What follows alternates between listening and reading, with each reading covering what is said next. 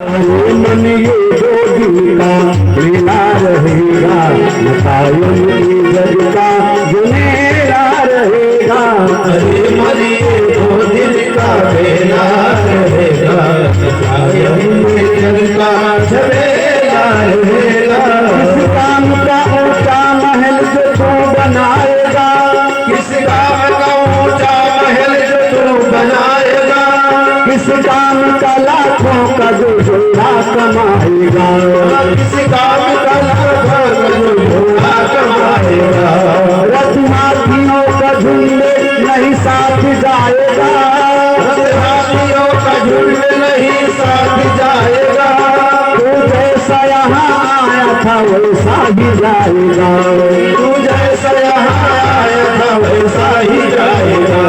हर तेरे सफर में सवारी की खातिर, तेरे सफर में सवारी के खातिर गंगों की छतरी कठेरा रहेगा। अरे मने दो दिन का मेला रहेगा, कायम जग का झमेला रहेगा। अरे मन ये दो दिन का मेला रहेगा, न कायम जग का झमेला रहेगा।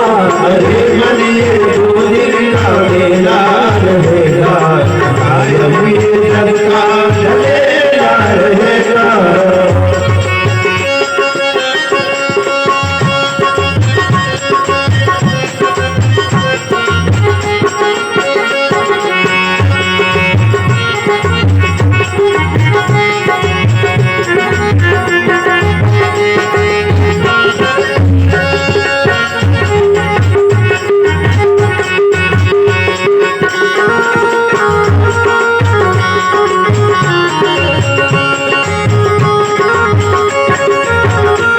तू कहता कि दौलत आएगी मेरे काम, कहता कि दौलत आएगी मेरे पास, पर ये तो बता धन हुआ किसका गुलाम।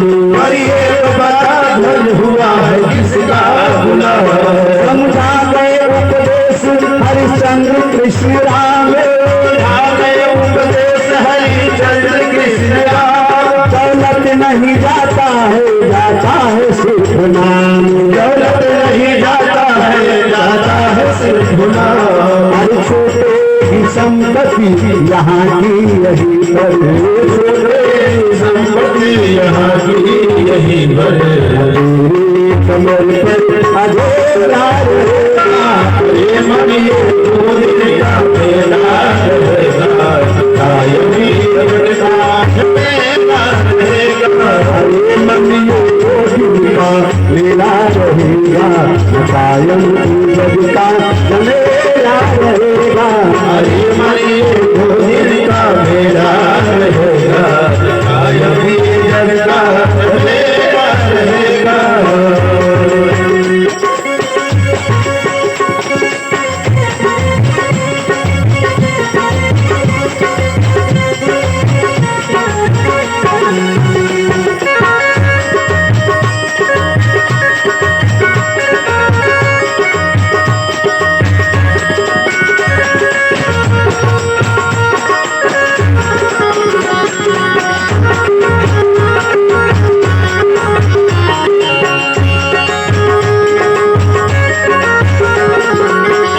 और आखिरी में हमारे साथ कौन सा व्यवहार करेंगे। अर्धांगिनी बढ़ेगी तो केवल द्वार तक, अर्धांगिनी बढ़ेगी तो केवल द्वार तक, बेटा भी हक निभाएगा तो अग्निदान तक, बेटा भी हक निभाएगा तो अग्निदान तक, बेटा भी हक निभाएगा तो अग्निदान तक, बेटा भी हक निभाएगा तो अग्निदान तक।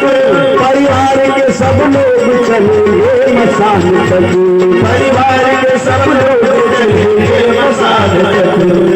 इस गेट आगे भजन ही है साथी, इसके तो आगे नहीं है साथी।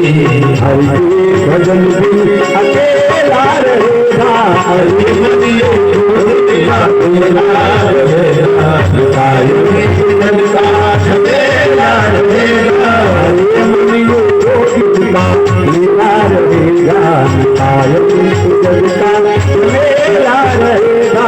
हरि मन ये गोविंद का मेला रहेगा, कायम जग का रहेगा। अर्धांगिनी बढ़ेगी तो केवल द्वार तक, परिवार के सब लोग चलेंगे मसान तक, बेटा भी हक निभाएगा तो अग्निदान तक। साहब इसके तो आगे भजन ही है साथी, जो आपने दिया है, जो आपने सत्कर्म किया है, जो आपने भगवान का भजन किया है, वही आपके साथ जाएगा। कहते हैं मृत्यु के पश्चात जीवात्मा अकेले जाती है, अकेले तो जाती है लेकिन बिल्कुल अकेले नहीं, बिल्कुल अकेला नहीं। बोले फिर, बोले इसके तो आगे भजन ही है साथ। आपके द्वारा किया गया अच्छा और बुरा कर्म, आपके द्वारा किया गया पुण्य और पाप व्यक्ति के साथ जाता है। बाकी ना बेटा जाएगा, ना बेटी, ना नाती, ना पोता, ना घर, ना दौलत, ना कोठी, ना कार, ना बंगला, ना मकान, न पद, न प्रतिष्ठा जाएगा तो साहब आपके द्वारा किया गया अच्छा बुरा कर्म कर जाएगा। इसलिए हमेशा अच्छे कर्म करते रहो, सत्कर्म करते रहो।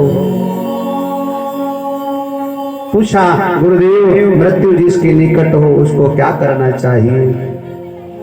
सुखदेव जी महाराज ने कहा उसको सबसे पहले निडर हो जाना चाहिए, क्योंकि जो डर गया सो मर गया। भगवान के चरणों में प्रेम होना चाहिए, अनुराग होना चाहिए, भगवत चिंतन करते रहना चाहिए।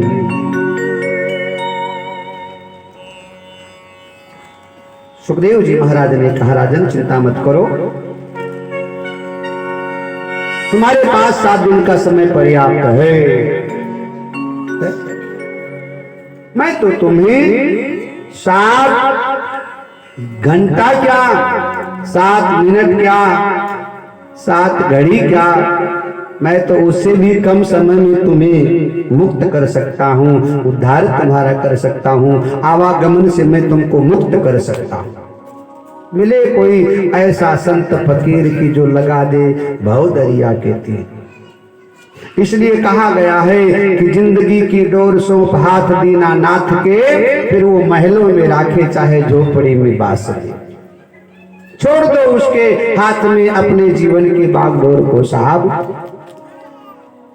फिर तो अमंगल का कोई सवाल ही नहीं उठता है, फिर तो भला ही भला होगा, मंगल ही मंगल होगा। नारद जी महाराज को कथा सुनाते हुए ब्रह्मा जी कहते हैं, प्यारे नारद जी, राजा परीक्षित को सुखदेव जी महाराज ने एक बड़ी सुंदर कथा सुना दिया। बोले राजन, खटवांग नाम के एक राजा हुए हैं। देवासुर संग्राम में उन्होंने देवताओं के पक्ष में युद्ध किया, देवता विजयी हुए और देवताओं ने प्रसन्न होकर खटवांग नाम के महात्मा राजा को कहा वरदान मांगो।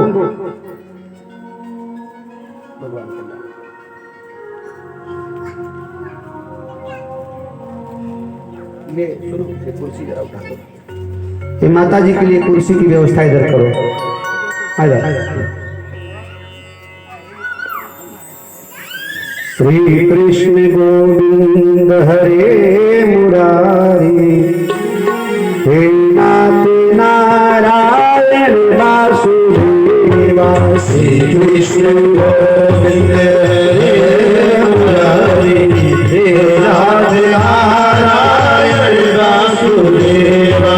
श्री कृष्ण गोविंद हरे मुरारी, हे नाथ नारायण वासुदेवा। श्री कृष्ण गोविंद हरे मुरारी, हे नाथ नारायण वासुदेवा। सुन के मैया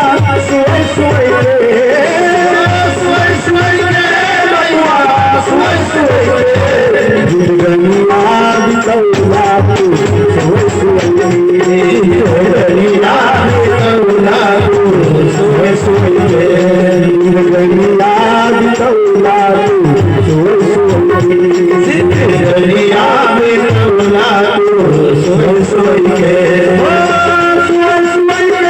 भैया सोई सोई के सोई सोई के भैया सोई सोई के जिंदगनिया बितौला तू सोई सोई जिंदगनिया बितौला तू सोई सोई के मीठी मीठी ताली बजाइए भाव से गाइए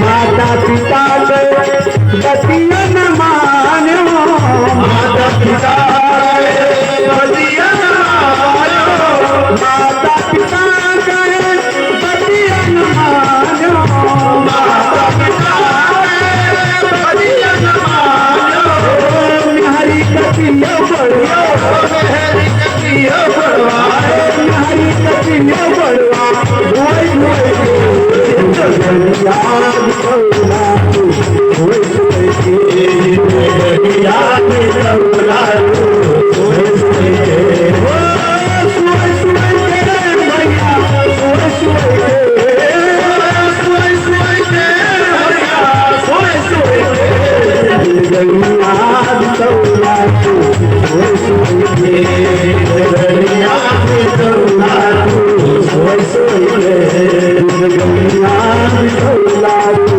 सोई सोई के जिंदगनिया बितौला तू सोई सोई के बड़े भाव से गाइए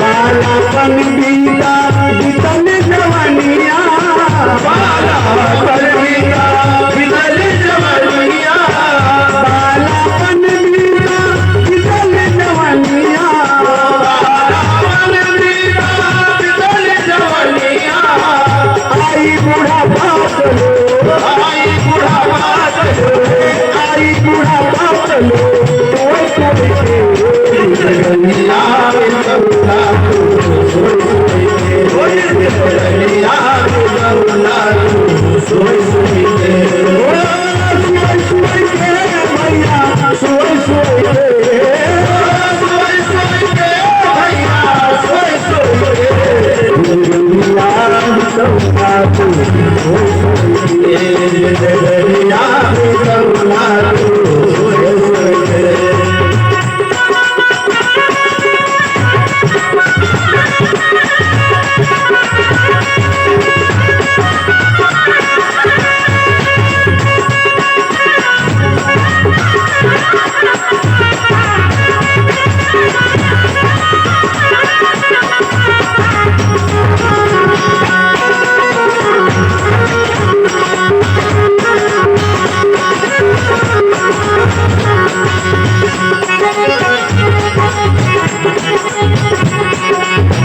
साधु ब्राह्मण के सेवन कीना साधु ब्राह्मण के सेवन कीना साधु ब्राह्मण के सेवन कीना साधु ब्राह्मण के सेवन कीना वैष्णव पदी हो धनवा वैष्णवी हो धनवा वैष्णवी हो धनवा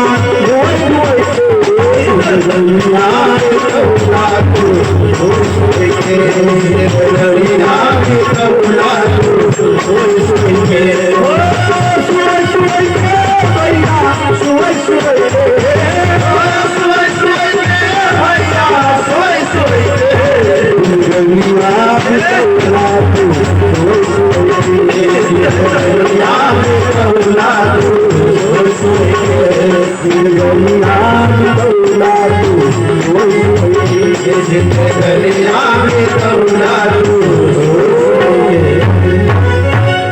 खटवांग नाम के राजा की कथा सुनाई, जिन्होंने देवताओं से पूछा, हमारी देवताओं ने कहा वरदान मांगो, तो राजा ने कहा कि पहले बताओ हमारी आयु कितनी है। ध्यान देना, समय के साथ सब कुछ अच्छा लगता है। एक समय था आपका मन खेलने में लगता था, अच्छा लगता था। एक समय था युवा अवस्था में आप आए तो और तमाम सारे व्यवहार आपको अच्छा लगने लगा, लेकिन थोड़ा सा जब अवस्था ढलने लगे तो भगवान अच्छे लगने चाहिए। टटोलते रहो, अब जीवन हमारा शेष कितना बचा है, और आपको लगे कि हम अब ढलान की तरफ हैं, सूर्यास्त की तरफ जा रहे हैं, तो थोड़ा सा अपना जो ध्यान है, अपना समय है, परमात्मा से लगाओ, परमात्मा को दो। खटवांग नाम के राजा ने कहा पहले बताओ हमारी शेष उम्र कितनी है। देवताओं ने कहा केवल 2 घड़ी तुम्हारी आयु बची है, 2 घड़ी। बोले हमें 1 घड़ी में अयोध्या पहुंचाओ। अपनी माया से देवताओं ने खटवांग नाम के राजा को अयोध्या पहुंचाया। शेष उनके पास बची 1 घड़ी। 1 घड़ी में उन्होंने सरजू मैया में डुबकी लगा करके परमात्मा का ध्यान करते करते मुक्त हो गए। 1 घड़ी आधी घड़ी कि आधियों में पुनि आदि, तुलसी संगत साधु की कटे कोटे अपराध। बोले 1 घड़ी काफी है। बोले महाराज उससे कम, तो बोले आधी घड़ी। बोले महाराज उससे कम, बोले आधियों में पुनि आधे। इतना भी समय आपके पास साहब आपका कल्याण करने के लिए पर्याप्त है। तुलसी बाबा ने तो और सरल कर दिया कि नाम लेत भव सिंधु सुखाही, करो विचार सृजन बन माही। आश्वासन दिया निश्चिंत रहो, मृत्यु तुम्हारा कुछ अमंगल नहीं कर पाएगी, तुम्हारी मृत्यु भी मंगलमयी होगी। अगर जीवन को तो हम लोग मंगलमय बनाते हैं, लेकिन मृत्यु भी हमारी आपकी मंगलमय हो, इसके लिए हमें आपको प्रयत्न करते रहना चाहिए। मृत्यु मंगलमय कैसे होगी, इसके लिए हमें सत्कर्म करना पड़ेगा, सदगुरु के शरण में जाना पड़ेगा। सृष्टि विशेष प्रश्न किया है परीक्षित ने, गुरुदेव भगवान सृष्टि की रचना कैसे करते हैं, फिर इसका विस्तार और पालन कैसे करते हैं, फिर इसका संहार कैसे करते हैं। सुखदेव जी महाराज ने परीक्षित को सृष्टि की उत्पत्ति की कथा सुनाई। बोले सबसे पहले सृष्टि में जल ही जल था, फिर शेष नारायण की सैया पर आदि नारायण विष्णु भगवान, विष्णु के नाभि से कमल, कमल से ब्रह्मा, और ब्रह्मा जी ने भगवान का तप किया। भगवान ने ब्रह्मा जी को दर्शन दिया, और 4 श्लोकों में जो ब्रह्मा जी ने भगवान की स्तुति किया था वही 4 श्लोक भागवत कहलाई। बाद में नारद जी के द्वारा व्यास जी को जब मिला तो ये 18,000 श्लोकों वाला एक बढ़िया सुंदर ग्रंथ बन गया। विष्णु भगवान ने ब्रह्मा जी को सृष्टि की रचना करने की जिम्मेदारी सौंप दिया। तो विष्णु भगवान के कहने से ब्रह्मा जी सृष्टि की रचना जब लगे करने, तो ब्रह्मा जी की सृष्टि में सर्वप्रथम 10 प्रकार के लोगों का प्रादुर्भाव हुआ। 10 प्रकार सृष्टि। सबसे पहले 10 पुत्र हुए ब्रह्मा जी के। मन से मरीचि, नेत्र से अत्रि, मुख से अंगिरा, अंगूठे से दक्ष, प्राण से वशिष्ठ, त्वचा से भृगु, हाथ से क्रतु, नाभि से पुलाह, कान से पुलत्स्य। और भागवत कथा सुनाते हुए ब्रह्मा जी नारद जी से कहते हैं, हे देवर्षि, मेरी गोदी से तुम्हारा प्रागट्य हुआ। फिर दाएं स्तन से धर्म, बाएं स्तन से अधर्म, और ब्रह्मा जी के पीठ से मृत्यु का जन्म हुआ। ब्रह्मा जी के पीठ से, पृष्ठभाग से मृत्यु का जन्म हुआ। इस प्रकार ब्रह्मा जी सृष्टि की रचना लगे करने। पर हृदय से काम, भावों से क्रोध, होठों से लोभ, मुख से सरस्वती और छाया से करदम नाम के महात्मा का प्रादुर्भाव होता है। ब्रह्मा जी की सृष्टि में अस्थावर जंगम, पर्वत, पहाड़, नदी, नाला, लता, वृक्ष, 84 लाख योनियां सब ब्रह्मा जी के द्वारा निर्मित है साहब। सृष्टि की रचना करते करते ब्रह्मा जी का मन नहीं भरा, विष्णु भगवान के शरण में गए। विष्णु भगवान ने ब्रह्मा जी को मैथुनी सृष्टि के विषय में अवगत कराया है। विष्णु भगवान का ध्यान करने से ब्रह्मा जी के सामने ही सुंदर दाहिने हाथ से पुरुष और बाएं हाथ से स्त्री का प्रागट्य हुआ और इनका नाम रखा मनु और शत्रुपा। फिर विवाह के पश्चात मैथुनी सृष्टि के द्वारा इन्होंने सृष्टि के क्रम को आगे बढ़ाया। नारद जी ने प्रश्न किया पितामह ब्रह्मा से, हे पितामह, मैंने सुना है उद्धव जी महाराज और विदुर का बड़ा सुंदर संवाद हुआ भागवत को लेकर के। भला बताओ विदुर और उद्धव का मुलाकात कहाँ, कब और किस अवस्था में हुआ? तो ब्रह्मा जी कहते, नारद, जिस समय महाभारत का युद्ध प्रारंभ होने वाला था उसके पहले पांडवों को उनका अधिकार दे दो।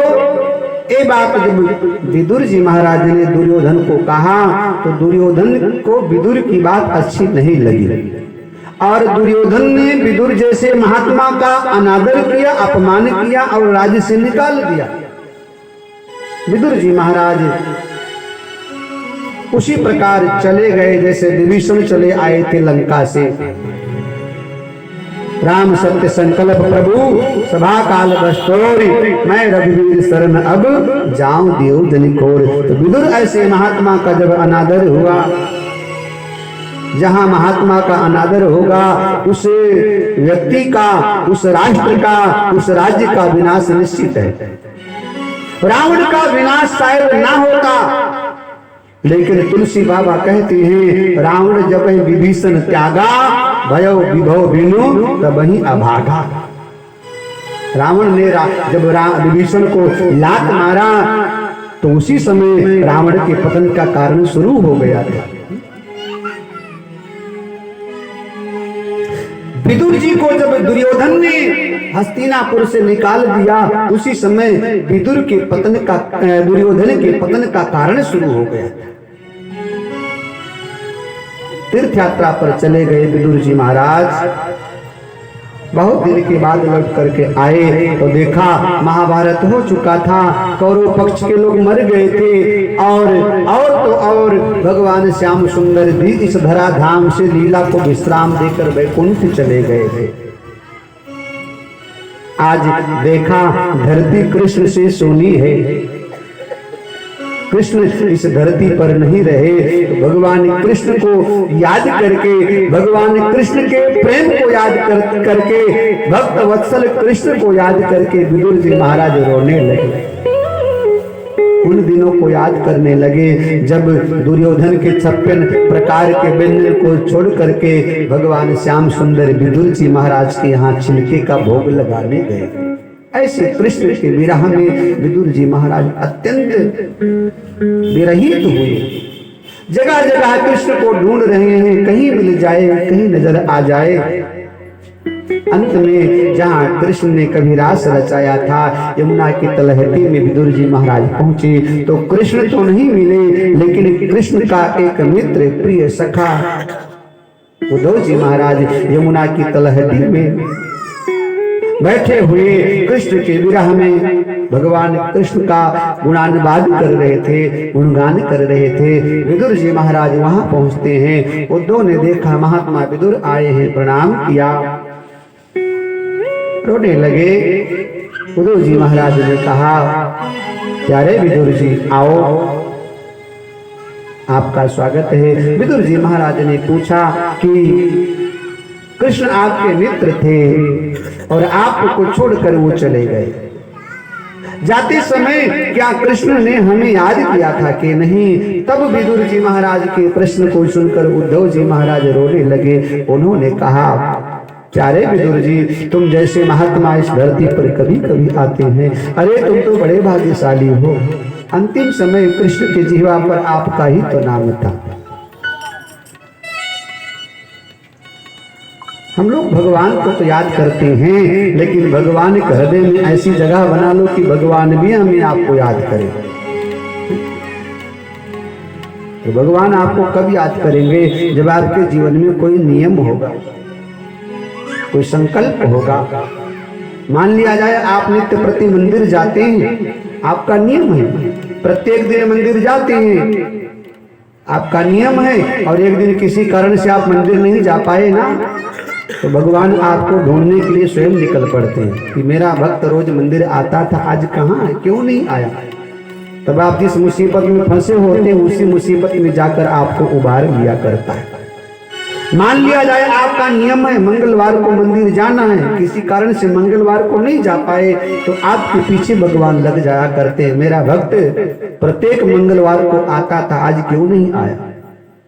ईश्वर के प्रति श्रद्धा हो, निष्ठा हो। कौन कहता है कि दीदार नहीं होता है? आदमी खुद ही तलबगार नहीं होता है। अगर कुछ पाना है तो प्रहलाद बनो तुम पहले, ऐसे नरसिंह का अवतार नहीं होता है। प्यारे विदुर जी, अंतिम क्षण में कृष्ण के जिह्वा पर आपका ही नाम था, भगवान आपको याद कर रहे थे।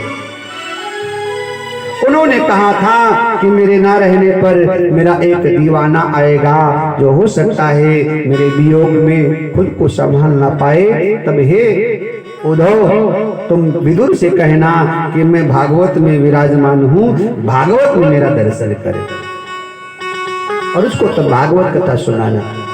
यहाँ विदुर जी महाराज ने उद्धव जी से भागवत कथा सुनने की इच्छा व्यक्त किया है। तो उद्धव जी महाराज ने कहा, इस समय हम तुम्हें कृष्ण कथा नहीं सुना सकता हूँ, क्योंकि मैं स्वयं कृष्ण के विरह में विरहित हूँ, और जो स्वयं किसी के विरह में विरहित है वो उसके विषय में क्या कह सकता है? को जाने ये आह विरह की, छिन बैठत छिन लेट उठ चलत, उठत हृदय में दाह विरह की। पथिक विरह विरहीन गति जाने, जिनको है परवाह विरह की। तो जाने ये आह विरह की। रास्ता दिखा दिया, बोले तुम मैत्री ऋषि के पास चले जाओ, वो तुम्हें भागवत कथा सुनाएंगे। मैत्री ऋषि के पास भेज दिया।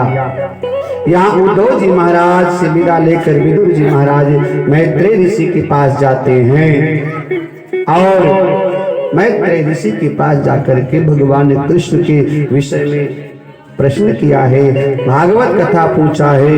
विदुर जी महाराज ने भागवत कथा पूछा तो मैत्रेय ऋषि ने विदुर जी महाराज को भागवत कथा सुनाई। उन्होंने कहा, सृष्टि की रचना इस प्रकार से हुई, ब्रह्मा से कमल, विष्णु से कमल, कमल से ब्रह्मा, और ब्रह्मा से मनु शत्रुपा, और मनु शत्रुपा के 5 संतान हुए, जिनमें 3 पुत्रियां हैं और 2 पुत्र हैं। पुत्रियों के नाम देवहूति, आकुति और प्रसूति है, और पुत्रों के नाम आगे जिसकी कथा हम आपको विस्तार पूर्वक सुनाएंगे, प्रियव्रत और उत्तानपाद। तो जो महाराज मनु शत्रुपा की बड़ी कन्या हैं, जिनका नाम देवहूति है, इनका विवाह करदम ऋषि के साथ होता है। और इन्हीं के यहाँ कपिल भगवान का जन्म होता है। दूसरी पुत्री आकुति रुचि प्रजापति को ब्याही जाती हैं। इनके यहाँ यज्ञ नारायण भगवान का प्रागट्य होता है। तीसरी पुत्री जिनका नाम प्रसूति है, इनका विवाह महाराज दक्ष के साथ होता है और इन्हीं दक्ष के यहाँ आगे चलकर 60 कन्याओं का जन्म होता है। 60 कन्याओं में से एक कन्या का नाम सती है, जिसका विवाह भगवान शिव के साथ होता है। यहाँ मैत्रेय ऋषि ने विदुर जी महाराज को भगवान बाराह के अवतार की कथा सुनाई है। मनु की प्रार्थना से, मनु की ब्रह्मा से प्रार्थना और पृथ्वी को लाने के लिए महाराज मनु ने जब ब्रह्मा जी से कहा तो ब्रह्मा के ध्यान करने से उनके नासिका से वाराह भगवान का प्रागट्य होता है। विराट रूप लेकर के रसातल को जाते हैं और वहां जाकर हिरण्याक्ष का भगवान विष्णु वाराह बनकर के वध करते हैं। विदुर जी ने प्रश्न किया, गुरुदेव भगवान ने हिरण्याक्ष का वध क्यों किया और ये हिरण्याक्ष कौन था जिसको मारने के लिए भगवान को वाराह बनकर के आना पड़ा? मैत्रेय ऋषि कहते हैं, क्या रे विदुर जी, महाराज दक्ष की जो पुत्रियां हैं उनमें से एक का नाम है दीति और एक का नाम है अदिति। इन दोनों का विवाह कश्यप ऋषि के साथ हुआ। कालांतर में अदिति से देवताओं का जन्म होता है और दीति से राक्षसों का जन्म होता है। एक समय संध्या काल के समय महाराज कश्यप के पास उनकी पत्नी महारानी दीति जाती हैं और संतान की याचना करते हैं कि महाराज मुझे संतान चाहिए। कश्यप ऋषि समझाते हैं, देवी ये संध्या का समय है, इस समय भगवान का भजन होना चाहिए, योग का समय है ना कि भोग का। इस समय किया गया भोग राक्षस प्रवृत्ति में आता है, इसलिए इस समय संध्या के समय भोग नहीं बल्कि योग करना चाहिए, भगवान का भजन करना चाहिए। परंतु महारानी दीति अपने आप को रोक नहीं पाई। संतान की कामना को लेकर कश्यप ऋषि को मजबूर किया। कश्यप ऋषि को लगा कि साधना हमारी भंग हुई है तो उन्होंने श्राप दे दिया, जाओ तुमने जो समय का ज्ञान नहीं रखा इसलिए तुम्हारे उदर में राक्षस का जन्म होगा, तुम्हारे उदर से राक्षस का जन्म होगा। भयभीत हो गई, डर गई, चरणों में गिर पड़ी। कश्यप ऋषि ने कहा, राक्षस का जन्म तो होगा, इसमें कोई संदेह नहीं, परंतु तुम्हारे खानदान में भगवान का एक भक्त भी पैदा होगा। इशारा कर दिया प्रहलाद जी महाराज की तरफ। समय बीता। ब्रह्मा जी कहते हैं, नारद एक समय भगवान विष्णु का दर्शन करने के लिए भगवान नारायण के धाम को सनक सनंदन सनातन और सनत कुमार चारों भाई गए, भगवान का दर्शन करना चाह रहे थे। देवड़ी पर भगवान के दो पार्षद मिल गए जिनका नाम जय और विजय है। नारद सनकादि ऋषियों ने कहा कि मुझे भगवान का दर्शन करना है, तो जय और विजय ने कहा कि भगवान का रोज रोज दर्शन करते हो क्या मिलता है, आज मेरा ही दर्शन कर लो। सनकादि ऋषियों को लगा यह अभिमान युक्त बातें कर रहे हैं और विचार किया ये वैकुंठ के दरवाजे पर हैं तो सही, लेकिन यहाँ रहने लायक नहीं है। इनका जो भेद है वो हमें छेद करना है, उसमें यहाँ भेद नहीं चलेगा, क्योंकि यहाँ तो निर्मल मन जन सो मोहि पावा, मोहि कपट चले छिद्र न भावा।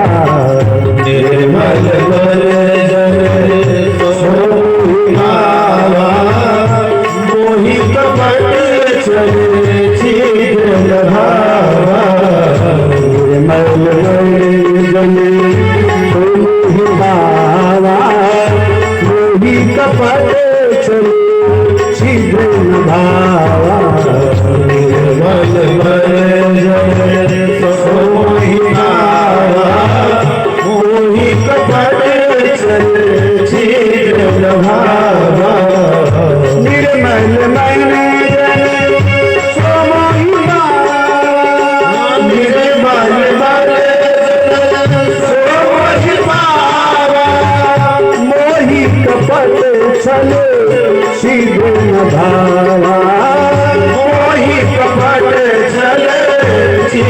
न भावा निर्मल मन जन तो मोहि पावा मोहि जन मन सो मोहि पावा मोहि कपट छल छिल न भावा निर्मल मन जन तो मोहि पावा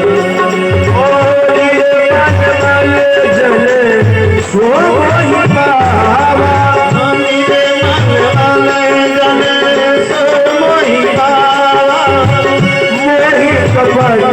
चल छील भावा मन मन जने मोहि पावा मोहि कपट चले छील भावा राम राम राम राजा राम राम राम राम राम राजा राम राम राम सीता राम राम राम सीता राम राम राम सीता राम राम राम सीता राम राम राम राजा राम राम राम राजा राम राम राम राजा राम राम राम राजा राम।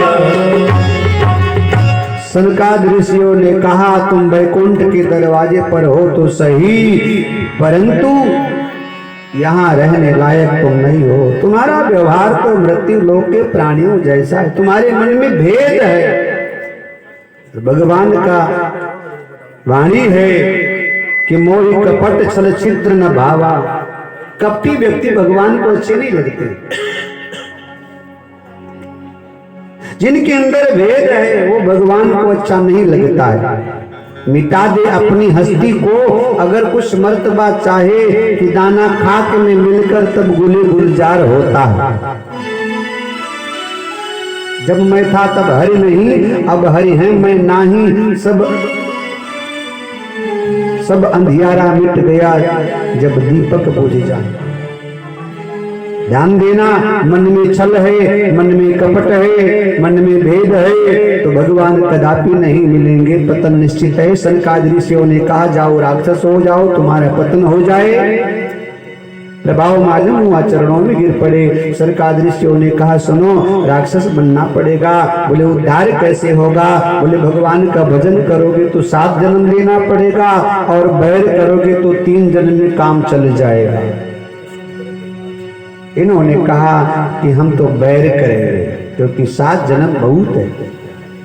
भगवान आए, भगवान ने कहा क्योंकि हमारे द्वारपाल हैं इसलिए हमारी भी कुछ जिम्मेदारी बनती है। इनका उद्धार करने के लिए मैं स्वयं आऊंगा, मैं नारायण से नर बनूंगा। ब्रह्मा जी कहते नारद इनका पतन हुआ। यही दोनों जय और विजय मृत्यु लोक में कश्यप ऋषि की पत्नी महारानी अदिति के गर्भ में पलने बढ़ने लगे। जब ये गर्भ में आए ना तो उसी समय संसार में अंधकार छा गया। आहा, इतने प्रभावशाली ये थे और 100 साल तक ये अपने माँ के उदर में ही बने रहे। 100 साल तक, बाप रे बाप। 100 साल के बाद में इनका जब जन्म हुआ ना तो इन्होंने विश्व विजय कर लिया और सबको जीत लिया। भुजबल विश्व वश्य करी, राखे से को न स्वतंत्र, सबको जीत लिया। दोनों भाइयों ने मिलकर, हिरण्याकश्यप और हिरण्याक्ष दोनों ने सबको जीत लिया। खूब तपस्या किया। हिरण्याकश्यप ने तो ब्रह्मा जी से वरदान मांग लिया, हमें कोई मार ना पाए।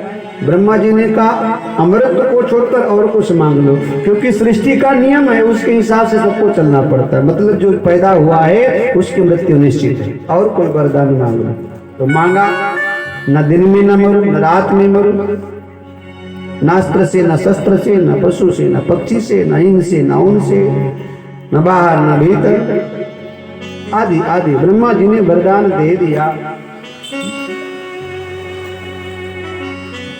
सबको जीत करके देवताओं को भी जीत लिया। अब जब कोई सामने ठहर नहीं रहा है तो अब ये इतने उद्दंड हुए कि इन्होंने विचार किया अब क्या करूं, शक्ति को कहां लगाऊं। सज्जन व्यक्ति शक्ति को पाता है तो सत्कर्म में लगाता है, और दुष्ट व्यक्ति शक्ति को पाता है तो दुष्कर्म में लगाता है।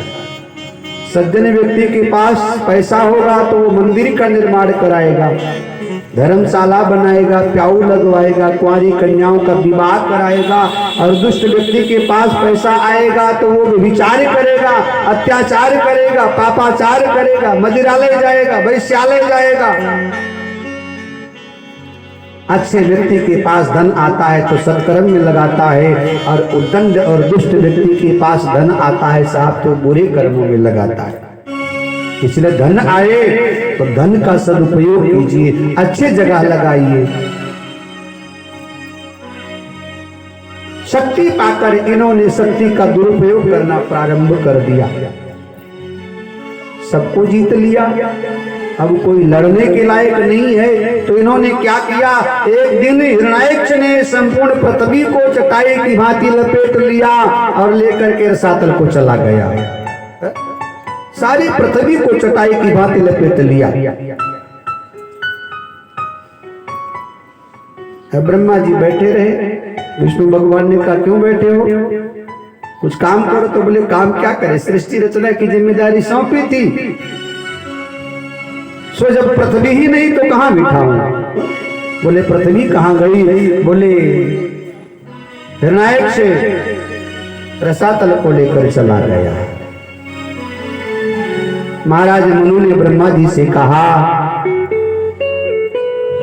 ब्रह्मा जी ने भगवान की प्रार्थना किया है, स्तुति किया है नारायण की, और ब्रह्मा जी की स्तुति से भगवान प्रसन्न हुए, संतुष्ट हुए, आश्वासन दिया मैं उस दैत्य का वध करूंगा।